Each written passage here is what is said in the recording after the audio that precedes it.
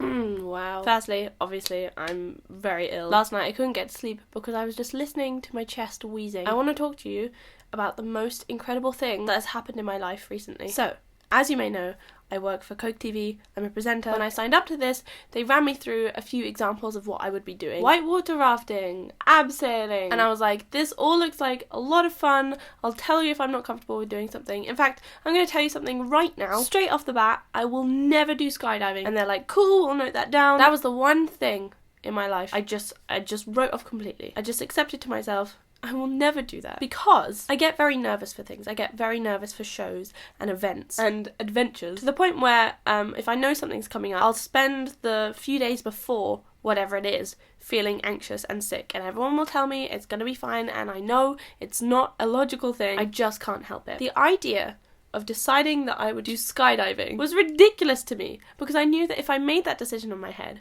I would start being nervous from the moment I booked tickets. It would probably consume my life. I don't think I could have handled the amount of anxiety I would have felt. They said, Dodie, we'd like to do a skydiving episode. Now I know you said that you don't want to do it, and you don't have to. Just let us know how you feel. And I said, guys, I'm sorry. It's 100% no. And they said, that's fine. How about we have someone with you, kind of like abseiling, remember that, who will do the challenge for you, and you can do the first half of the video, like the fun little bit before the ramp up, and then in the second half of the video you can just be there for moral support. And I was like, cool, all fine. Now, I was very happy with that.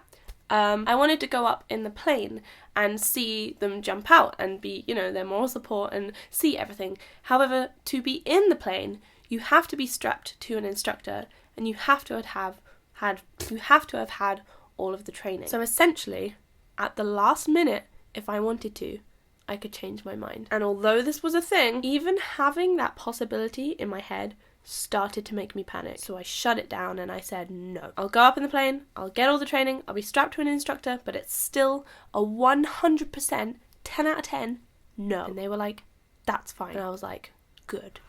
So the day begins, we go to the skydiving place. I've told all my friends that I'm going in a plane and I'm not jumping out. And I've told myself that. So we rock up, and the first thing I see up in the sky are loads of just beautiful little colourful parachutes and people just gliding down. They look like little sweets in the air. And I'm like, oh, that's so pretty. That looks like so much fun. What a shame I won't be doing that. Still a 100% no. Absolutely not. So we go in for the training and we watch a little video, and they're doing these practice exercises where they're like, okay, you should probably sit on the bench and practice your landing position. And even though I know I'm not doing it, I'm like, alright, I'll join in anyway. Why not? It's all part of the fun. But still, 100% no, guys. Definitely not. Why on earth would you jump out of a plane and just fall? There'd just be nothing around you. That's just ridiculous. Why do people do that? I go in for further training. They strap you to this tester hanger that's off the ceiling. It's kind of like one of those little jumpy baby things. So I'm sitting in that and I'm like, oh, this is kind of comfortable actually. And as I'm sitting in it, and as I'm looking at all of the equipment and thinking about the little parachutes coming down from the sky, and as the guy's talking to me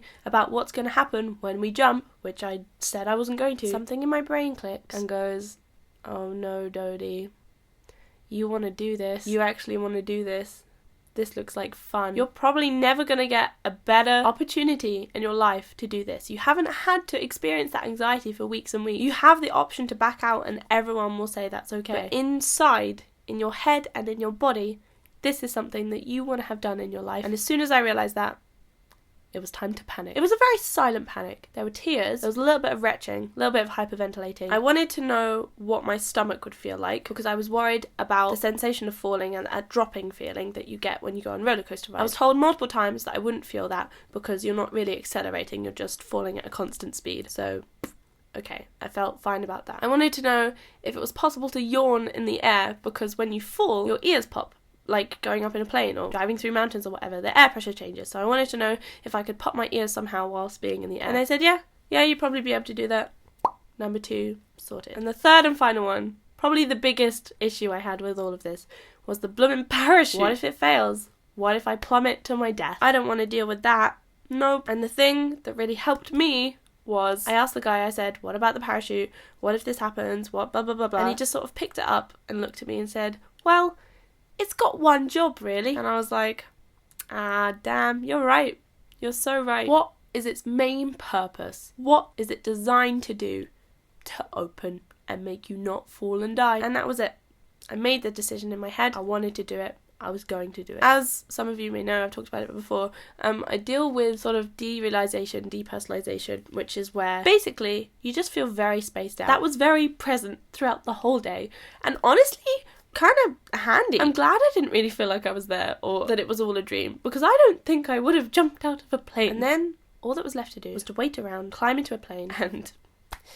So I met the guy who I was going to be strapped to. He was very kind, very happy. What a happy man. He'd done 8,000 jumps, which again kind of helped. I was like, well, you're still here. Honestly, I was like laughing. It was funny to me that this was happening. Very spaced out, incredibly spaced out, just sort of numb. I find it difficult to stay grounded in the present moment. I'll talk about that in another video. Past is not relevant to me anymore. I didn't really fancy thinking about the future either. I didn't really want to think about the decision of falling out of a plane. So I was like, no, you know what, shut that down. I don't need that anxiety for now. I was very much grounded in this present moment. I was very numb, very spaced out. But honestly, I was content.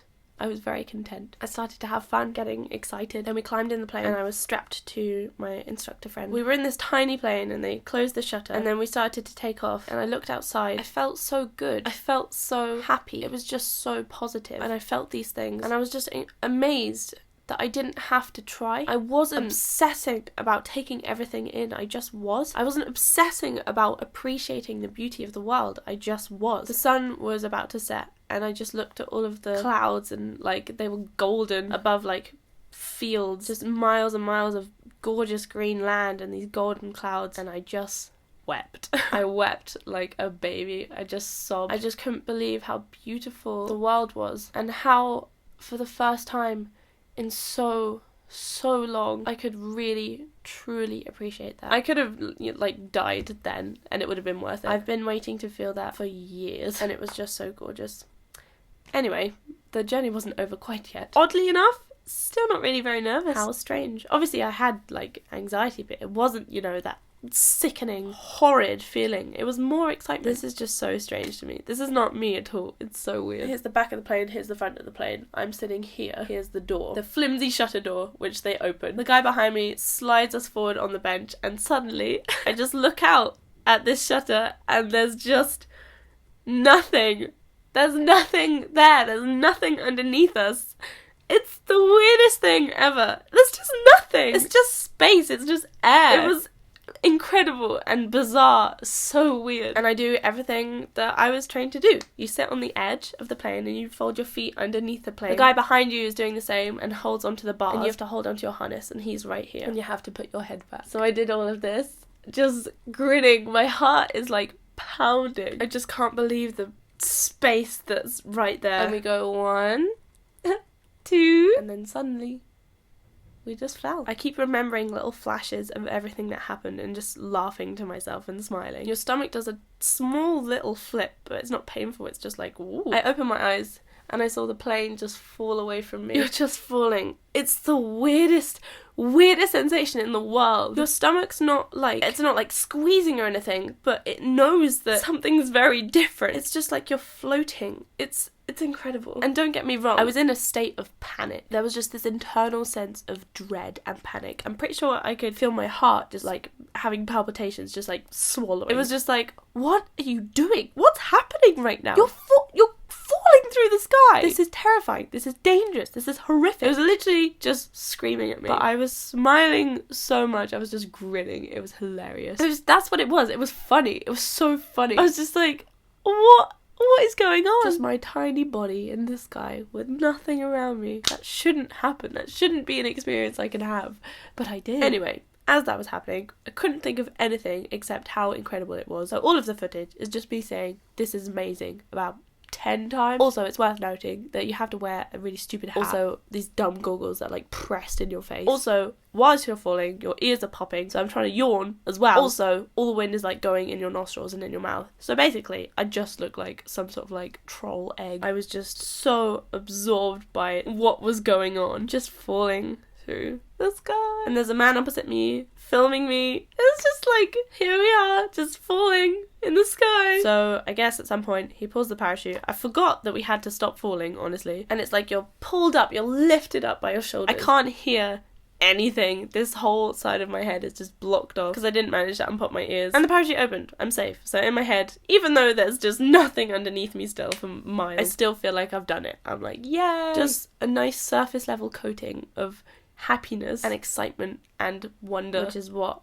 I am alive for. So then I'm just in this parachute and we're having a nice little chat. I get to like steer the things once in a while. I still cannot believe that I look to my feet and there's just nothing underneath me. It's just so weird. And then we can see the place where we're going to land and we steer towards there. And then the ground just gets closer towards us and I see all of the crew and all of the other instructors running towards where I'm going to land. And he's like, right, it's time to lift up your legs. So I do the thing that I did in the training when I really thought I wasn't going to. And I land perfectly. I think I land on my feet. And I'm just elated. It's an incredible feeling. I'm so proud of myself. I cannot believe I did it and I'm so thankful. Honestly, to coketv, I would not have done it.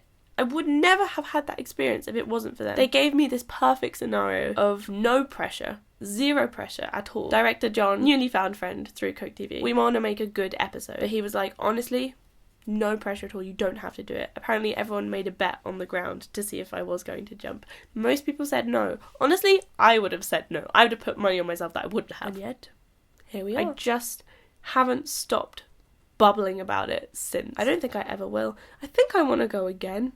What? I never want to stop talking about this. I never really understood the whole just say yes, push yourself kind of thing. You can play life safe. You can play it safe. You can be ignorant. You can be happy that way as well. But there are moments in life where you wonder whether to jump. And honestly, I would say jump. You may not regret it if you don't. You may regret it if you do. If you jump and you don't regret it, nothing can compare. I jumped out of a plane. I went skydiving.